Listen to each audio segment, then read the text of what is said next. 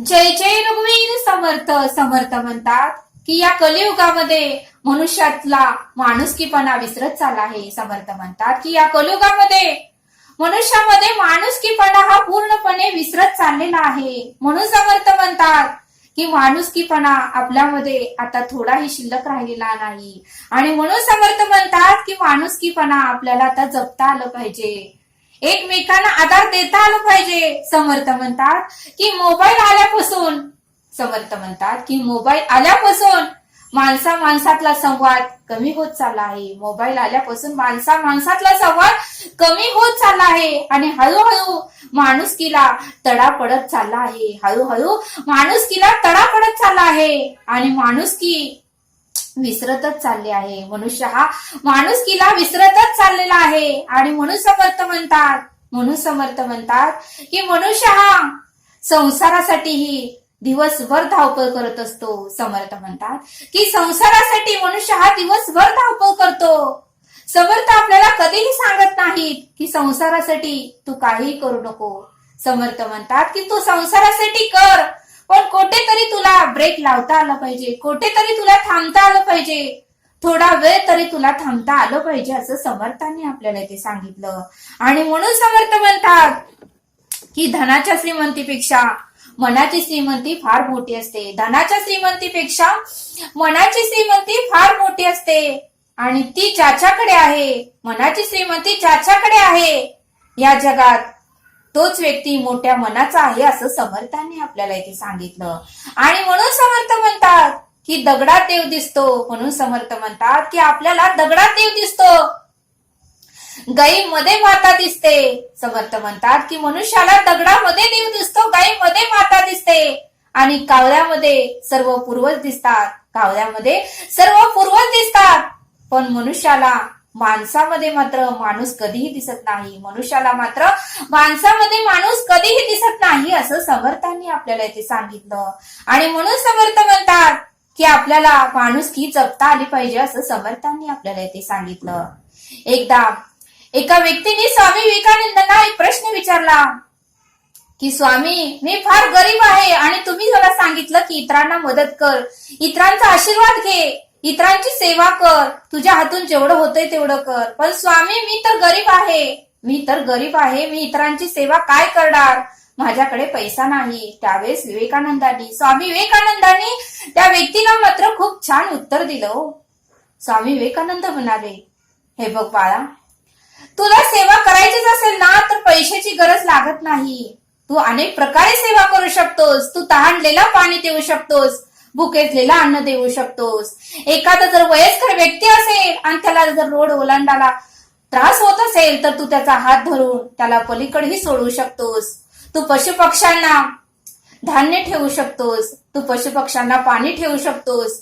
तू कुत्र्यांनाही तुझ्याकडे जेवढं अन्न आहे तेवढं तू देऊ शकतोस, त्यांनाही पाणी देऊ शकतोस.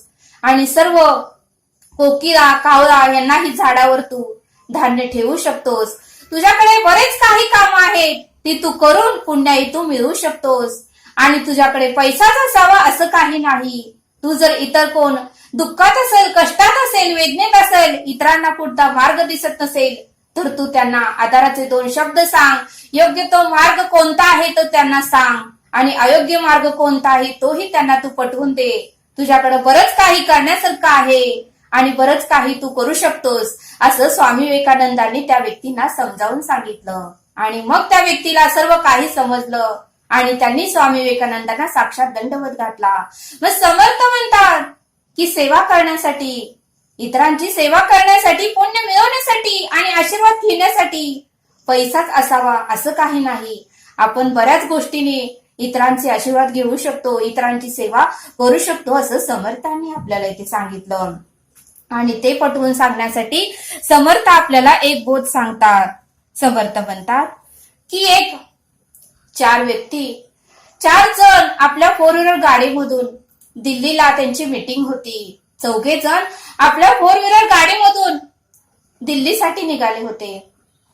4 जण त्या गाडीत बसले आणि त्यांची मीटिंग बरोबर 2 ला होती. आणि ते सकाळी मात्र 6 वाजता 6 वाजता आपल्या गावातून दिल्लीला जायला निघाले आणि गाडी चालवत असताना थोडा वेळ गेला. पुण्याच्या घाटामध्ये त्यांची गाडी चालली होती आणि तेथूनच त्यांच्या गाडी समोर एक टू व्हीलर ही वाला माणूस गाडी चालवत होता. टू व्हीलर माणूस गाडी चालवत होता, पण एक भरधाव ट्रक आला आणि त्या ट्रकने त्या टू व्हीलरला उडवलं.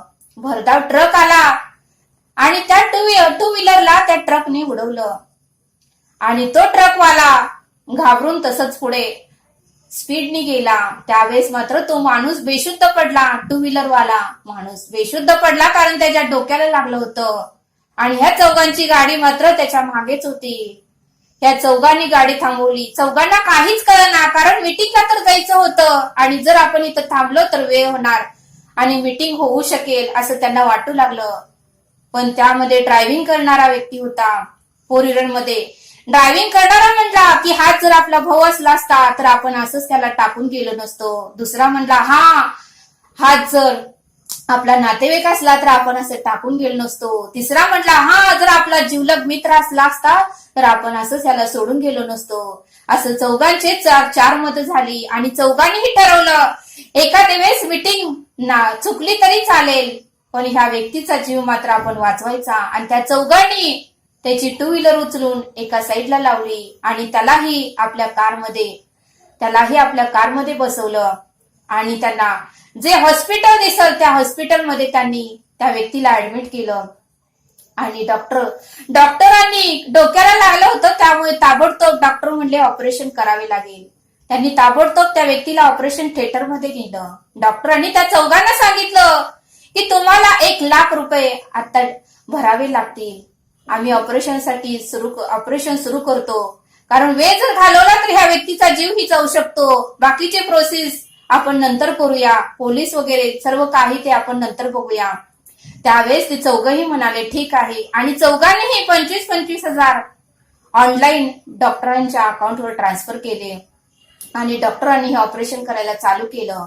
मग त्या चौघांनीही त्या व्यक्तीच्या खिशामधलं एक कार्ड त्यांना सापडलं होतं आणि त्या कार्डवरचा कॉन्टॅक्ट नंबरवर त्यांनी त्यांच्या घरच्यांना कॉन्टॅक्ट केला आणि घरच्यांना बोलवून घेतलं की तुमच्या ह्या व्यक्तीचा ऍक्सिडेंट झाला आहे आणि आम्ही ह्या हॉस्पिटलमध्ये आहे, तुम्हीही लवकर या.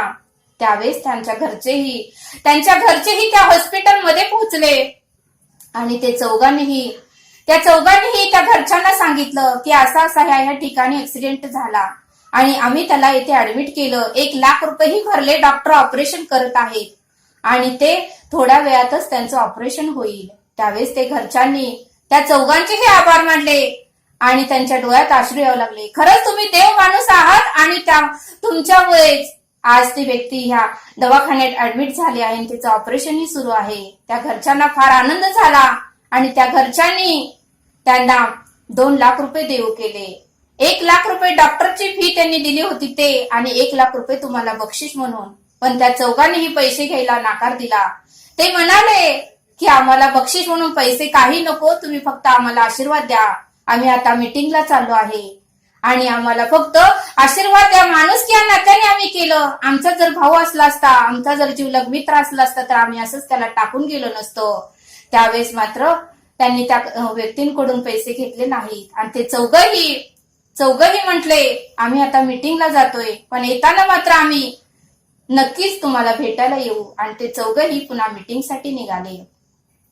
दिल्लीमध्ये पोहोचले. मीटिंग सुरू व्हायला फक्त 15 मिनिटच बाकी होते, पण ते बरोबर टायमाला पोहोचले आणि मीटिंग ही फायनल मीटिंग होती. त्या मीटिंग मध्ये London, France, Japan, America, New York या देशामधलेही लोक आले होते आणि त्या प्रोजेक्टचा अभ्यास यांनी गेले 6 महिने झालं करत होते आणि त्यांना वाटत होतं की आपला प्रोजेक्ट यशस्वी व्हावा आणि आपल्या प्रोजेक्टला सहमती मिळावी असं त्या चौघांनाही वाटत होतं. आणि 2 वाजता बरोबर मीटिंग सुरू झाली आणि त्या मॅनेजरनी सर्व काही प्रोजेक्ट चेक केले.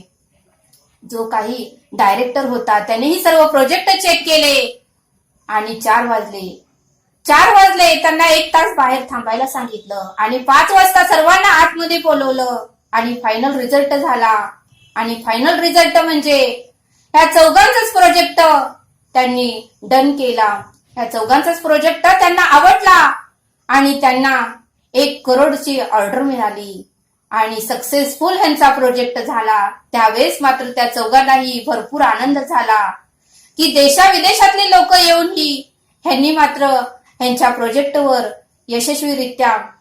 यशस्वी करून दाखवला आणि त्यांनाही 1 करोडची ऑर्डर मिळाली आणि खूप आनंद झाला. त्यांनीही सर्वांना पेढे वाटले आणि ते तेथून निघून गेले आणि देवाचं दर्शन घ्यायला गेले. देवाचं दर्शनही घेतलं आणि परत माघारी निघाले आणि परत त्या व्यक्तीलाही भेटले आणि ती व्यक्तीही शुद्धीवर आली होती. त्या व्यक्तीला भेटून ती व्यक्तीही शुद्धीवर आली होती. त्या व्यक्तीलाही आनंद झाला आणि परत ते आपल्या घरी चौघही निघून गेली. मग समर्थ म्हणतात की या कथेचा बोध असा होतोय, या कथेचा अर्थ असा आहे की या चौघांनीही त्या व्यक्तीला दवाखान्यात नेलं आणि त्या व्यक्तीचा त्यांच्या घरच्यांचा आशीर्वादच त्यांना मिळाला.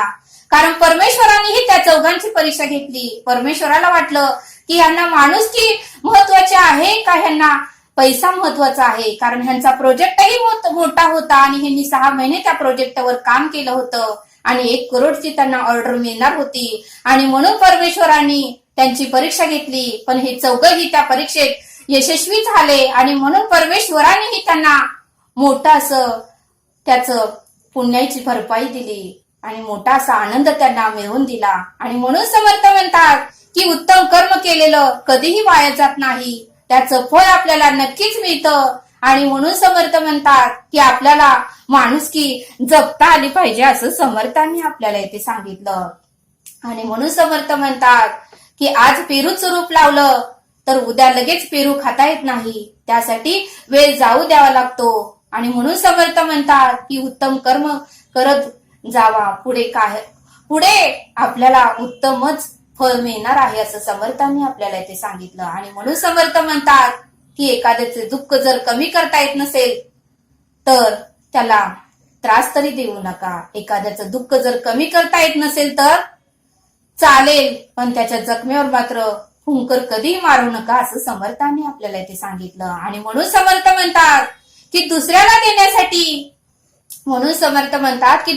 देण्यासाठी आपल्याजवळ काही नसेल तरी चालेल, पण आधाराचे 2 शब्द तरी आपल्याला त्याला बोलता आलं पाहिजेत असं समर्थांनी आपल्याला ते सांगितलं. आणि म्हणून समर्थ म्हणतात की शिक्षण केवळ डिग्रीचा एक कागद असतो, पण खरं शिक्षण तर तुमच्या माणुसकीतूनच दिसून येतो असं समर्थांनी आपल्याला इथे सांगितलं. आणि म्हणून समर्थ म्हणतात की स्पर्धा करून खेचाखेची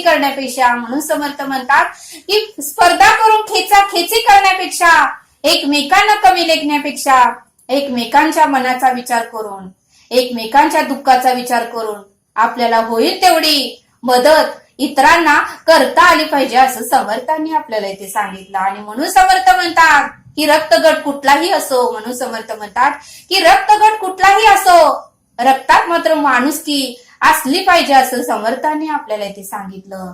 आणि म्हणून समर्थ म्हणतात की प्रत्येक जण मृत्यूच्या रांगेत आहे. शेवटचा श्वास गोड करायचा असेल तर थोडीफार तरी उत्तमाची कर्म आपल्याला करता आली पाहिजे असं समर्थांनी आपल्याला इथे सांगितलं. आणि म्हणून समर्थ म्हणतात की संतांसारखे नाही बनता आलं तरी चालेल, पण संतांचे थोडेफार तरी गुण आपल्यामध्ये आले पाहिजेत असं समर्थांनी आपल्याला इथे सांगितलं. आणि म्हणून समर्थ म्हणतात की तुकारामांनी प्रामाणिकपणे गाथा लिहिली होती आणि तीच गाथा पाण्यात बुडवली. परंतु परब्रह्माला मात्र त्या गाथेची काळजी होती, तुकारामाची काळजी होती आणि ती गाथा मात्र पाण्यातूनही वर तरंगत आली. बघा म्हणले समर्थ, प्रामाणिकपणे केलेलं काम कधीही वाया जात नाही आणि त्याचं फळ आपल्याला नक्कीच मिळतं असं समर्थांनी आपल्याला इथे सांगितलं. आणि म्हणून समर्थ आपल्याला एक बोध देतात. भालचंद्र नावाची एक व्यक्ती होती, वय वर्ष 65 होतं, रिटायर झाले होते. भालचंद्र नावाची व्यक्ती होती, वय वर्ष 65 होते, रिटायर झालं होतं आणि त्यांची पत्नी हे जग सोडून गेली होती. त्यांना एक मुलगा आणि नातू, एक मुलगा होता आणि एक सून होती आणि एक नातूही होता. पण भालचंद्र यांचा दिवस मात्र जात नव्हता. भालचंद्र यांचा दिवस मात्र जात नव्हता. ते दिवस उजडलं की नामस्मरण करायचे, आजूबाजूमध्ये मंदिरामध्ये जाऊन दर्शन घेऊन यायचे आणि त्यांच्या घरापासून 1-2.5 किलोमीटरवर अनाथ आश्रम होते. त्यांच्या घरापासून 2.5 किलोमीटर अंतरावर एक अनाथ आश्रम होते. दिवसभराची सर्व कामे करायची आणि डबा घ्यायचा आणि मंदिरात जाऊन दर्शन घ्यायचे आणि घरातला डबा घेऊन त्या अनाथ आश्रमात जाऊन त्या व्यक्तींबरोबर जेवत होते. असा रोजचा त्यांचा दिनक्रम चालू होता. आणि एक दिवशी मात्र भालचंद्र आणि त्या अनाथ आश्रमात लोकांच्या गप्पा फार गप्पा रंगल्या. एकमेक आपले जन्म तारीख सांगू लागले, एकमेक आपलं वय किती एकमेकांना सांगू लागले. त्यावेळेस मात्र एका व्यक्तीचा जन्म तारीख म्हणजे वाढदिवस हा दुसऱ्या दिवशीच होता. त्यावेळेस भालचंद्र यांनी ठरवलं की ह्या व्यक्तीचा आपण वाढदिवस करायचा. भालचंद्र यांनी ठरवलं की ह्या व्यक्तीचा आपण वाढदिवस करायचा. आणि सगळे वयोवृद्धच होते. आणि भालचंद्र यांनी सर्वांना सरप्राईज द्यायचं ठरवलं. कारण ते रिटायर झाले होते आणि त्यांना पेन्शनही भरपूर होती. त्यांना महिन्याला पेन्शन 40,000 येत होती. आणि ते एवढ्या पैशाचं करणार तरी काय. महिन्याला पेन्शन त्यांना भरपूर येत होती. आणि त्यामुळे त्यांनी अनाथाश्रमाच्या मॅनेजरला भेटले आणि म्हणाले की उद्या तुम्ही स्वयंपाक करू नका. मी आज येथील एकांचा वाढदिवस साजरा करणार आहे उद्या. त्यावेळेस मॅनेजरही म्हणाले ठीक आहे. आणि भालचंद्रनी मोठाच्या मोठा केक मागवला आणि सर्व अनाथाश्रमासाठी त्यांनी जेवणाची ऑर्डरही केली. सर्व अनाथाश्रमातील लोकांसाठी त्यांनी जेवणाची ऑर्डरही मागवली. आणि दुसरा दिवस उजडला. त्यांनी केक आणला आणि त्यांनी वाढदिवस त्या व्यक्तीचा मोठ्याने सेलिब्रेशन केला. ती व्यक्ती ही 70 वर्षाची होती. आणि त्या व्यक्तीलाही खूप आनंद झाला की आजपर्यंत माझा वाढदिवस कोणीही साजरा केला नाही. आणि म्हणून त्यांच्या डोळ्यात आनंद अश्रू येऊ लागले. वाढदिवस साजरा केल्यामुळे आनंद अश्रू येऊ लागले. सर्वांना केक वाटप केला आणि त्यानंतरच थोड्या वेळात एक मोठी गाडी आली आणि त्या गाडीमध्ये सर्व स्वयंपाक होता. जेवणाची ऑर्डर दिली होती आणि सर्व लोकांनाही जेवणही दिलं. भालचंद्रांनी सर्व लोकांना जेवणही दिलं आणि सर्वांनी जेवणही केलं. आणि तो दिवस त्यांच्यासाठी दिवाळीसारखा वाटू लागला. कारण सर्वांच्या चेहऱ्यावर आनंद दिसत होतं. आणि जो तो एकमेकाला बघून हसतच होता, आनंदच होत होता. आणि सगळा कार्यक्रम झाल्यानंतर भालचंद्र यांनी भजन कीर्तन याचाही कार्यक्रम ठेवला. संध्याकाळी भालचंद्र यांनी भजन कीर्तन या मंडळांनाही बोलवून घेतलं आणि अनाथ आश्रमामध्ये भजन कीर्तन याचा कार्यक्रमही झाला.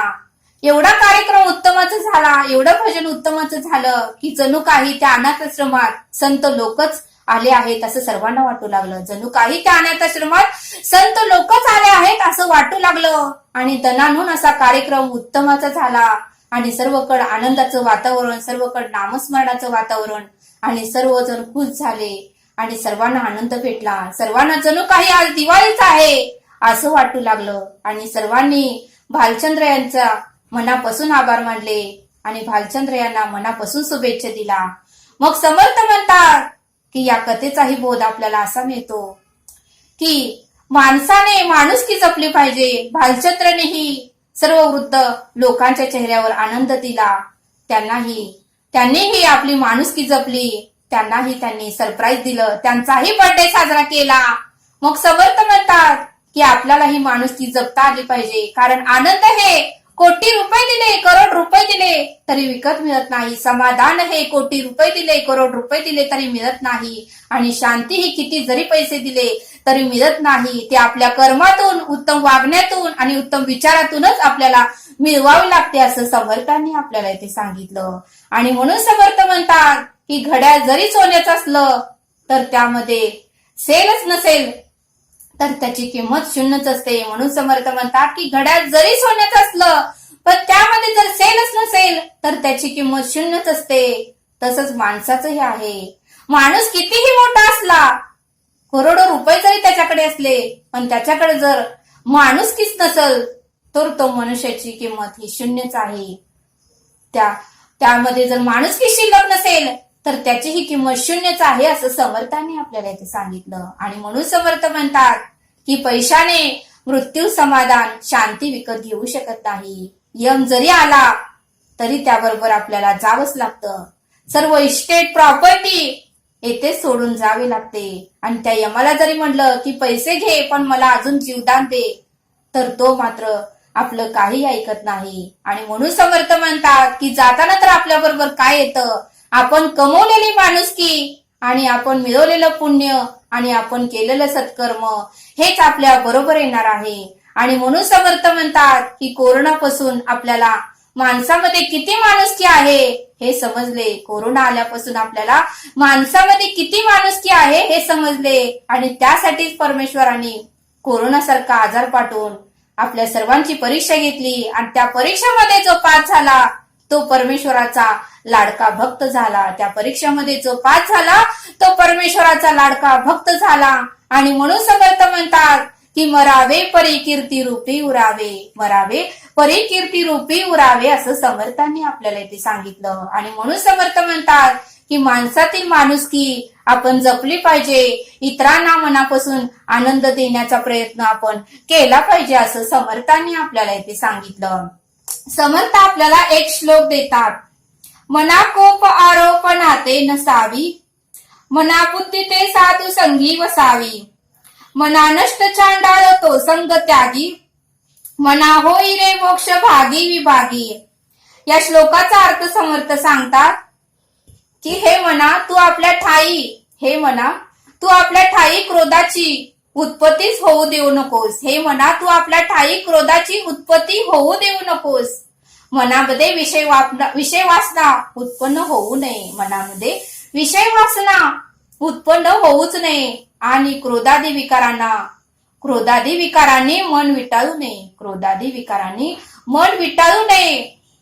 यावरच उत्तम उपाय म्हणजे सत्संग, यावरच उत्तम उपाय म्हणजे निरूपण, सत्संग.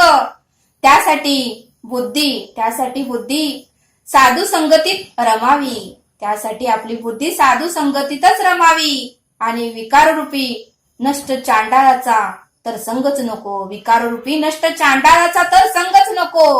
आणि संतांचा संग आणि दृष्टीचा संग, संतांचा संग आणि दृष्टीचा संग या दोन गोष्टीचे निश्चयाने पालन करून तू मोक्षाचा वाटेकरी हो, अशा या श्लोकाचा अर्थ समर्थांनी आपल्याला इथे समजावून सांगितला. तरी आता आपण इथेच थांबूया. या चॅनलवर जर तुम्ही नवीन असाल तर चॅनलला सबस्क्राईब करा, व्हिडिओ आवडल्यास लाईक करा. भेटूया पुढील भागात. धन्यवाद. जय सद्गुरु.